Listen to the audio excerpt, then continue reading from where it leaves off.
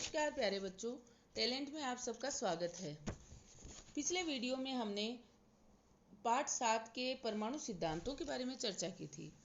आज हम तत्वों के वर्गीकरण और उनके गुणधर्म के बारे में चर्चा करेंगे। वर्गीकरण की सन 1800 तक 31 तत्वों की पहचान हो चुकी थी। सन 1865 तक 63 तत्वों की पहचान हो चुकी थी। आज वर्तमान तक 118 तत्व ज्ञात हैं। हालांकि इनमें से कुछ तत्व मानव निर्मित भी हैं।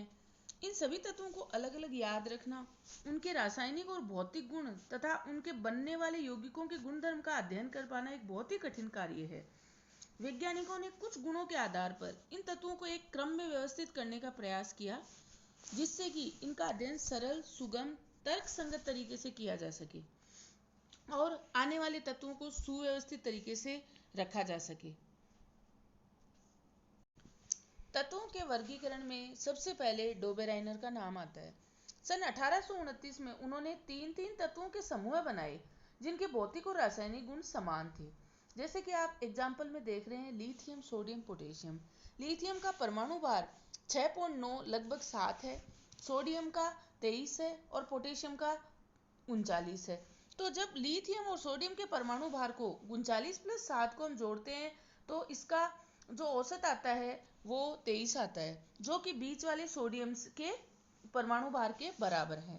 इसी तरह डोबेराइनर ने अन्य त्रिक कैल्शियम, स्ट्रोंशियम, बेरियम के और क्लोरीन, ब्रोमीन और आयोडीन के दिए, लेकिन डोबेराइनर ऐसे केवल 3 त्रिक ही ज्ञात कर सके।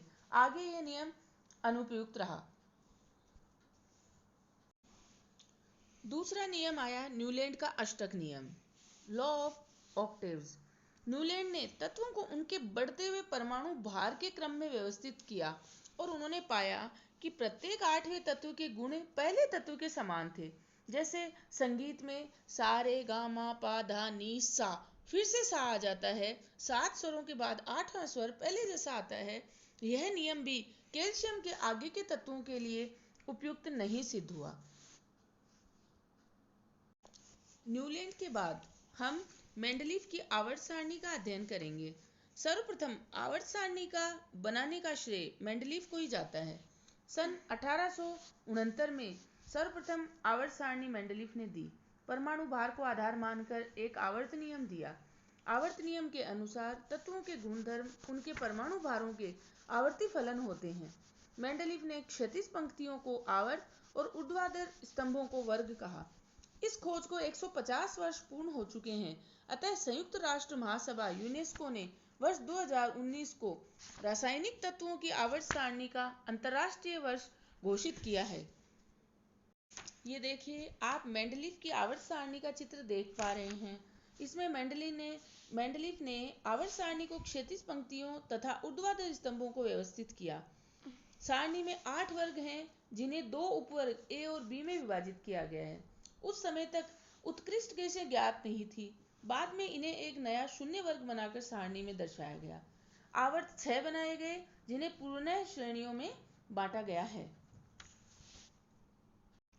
मेंडलीफ की यह सारणी कुछ तथ्यों को स्पष्ट नहीं कर सकी। जैसे कुछ स्थानों पर परमाणु भार के बढ़ते हुए क्रम का पालन नहीं किया गया। कुछ समान गुण वाले तत्व अलग अलग वर्ग में तथा असमान गुण वाले तत्व एक ही वर्ग में आ गए। हाइड्रोजन की स्थिति को निश्चित स्थान नहीं दिया और मेंडलीफ समस्थानिकों को स्थान नहीं दे पाया। मेंडलीफ ने जब आवर्त सारणी का निर्माण किया तब परमाणु में इलेक्ट्रॉन, प्रोटॉन, न्यूट्रॉन की व्यवस्था की जानकारी नहीं थी। अतः उन्होंने परमाणु भार को मुख्य गुण माना। उसके बाद आधुनिक आवर्त सारणी का नियम दिया हेनरी मोजले ने।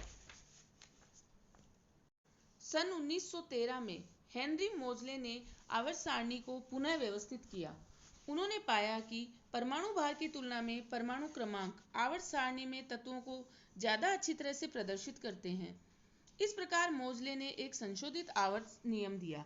उसके अनुसार तत्वों के भौतिक व रासायनिक गुण उनके परमाणु क्रमांकों के आवर्ती फलन होते हैं। आधुनिक आवर्त सारणी में क्षैतिज पंक्तियां आवर्त पीरियड एवं ऊर्ध्वाधर स्तंभ वर्ग कहलाते हैं। आवर्त 7 होते हैं। पहले आवर्त में तत्वों की संख्या 2, दूसरे में 8, तीसरे में 8, चौथे में 18, पांचवें में 18 और छठे व सातवें वर्ग में 32 परमाणु होते हैं।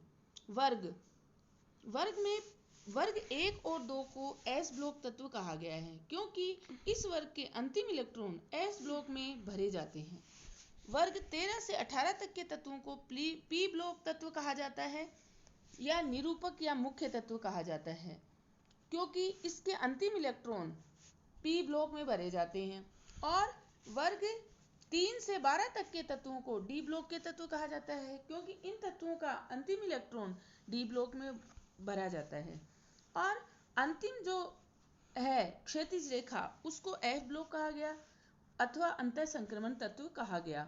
इसे आवर्त सारणी का दीर्घ या लंबा रूप भी कहा जाता है। एक ही ऊर्ध्वाधर स्तंभ अर्थात एक ही वर्ग में तत्वों के बाह्यतम कोशों के इलेक्ट्रॉनिक विन्यास समान होते हैं। एक ही वर्ग के इन सभी तत्वों में संयोजकता इलेक्ट्रॉन की संख्या अर्थात बाह्यतम कोश में उपस्थित इलेक्ट्रॉन की संख्या समान होती है। क्षैतिज पंक्ति में पहली पंक्ति के तत्व लेंथेनम के बाद आते हैं, अतः इन्हें लेंथेनाइड कहा गया। दूसरी पंक्ति के तत्व एक्टिनॉइड के बाद आते हैं, अतः इन्हें एक्टिनॉइड कहा गया। एस ब्लॉक के तत्वों को क्षारीय और क्षारीय मृदा धातु तत्व, पी ब्लॉक के तत्वों को निरूपक तत्व या मुख्य तत्व, डी ब्लॉक को संक्रमण तत्व और एफ ब्लॉक के तत्वों को अंतः संक्रमण तत्व कहा गया। आवर्त सारणी में यूरेनियम के बाद के तत्वों को पैरा यूरेनियम तत्व कहा जाता है, क्योंकि इसके बाद के सभी तत्व मानव द्वारा निर्मित थे। इस प्रकार इस आवर्त सारणी में बाईं ओर विद्युत धनी धात्विक तत्व, दाहिनी ओर विद्युत ऋणी अधात्विक तत्व आ जाते हैं। यहाँ आप देख रहे हैं एक गुलाबी रंग की सीढ़ी नुमा रेखा boron, silicon, arsenic, tellurium, astatine के नीचे खींची गई टेढ़ी मेढ़ी सीढ़ी नुमा रेखा धातु और अधातु के बीच की सीमा बनाती है।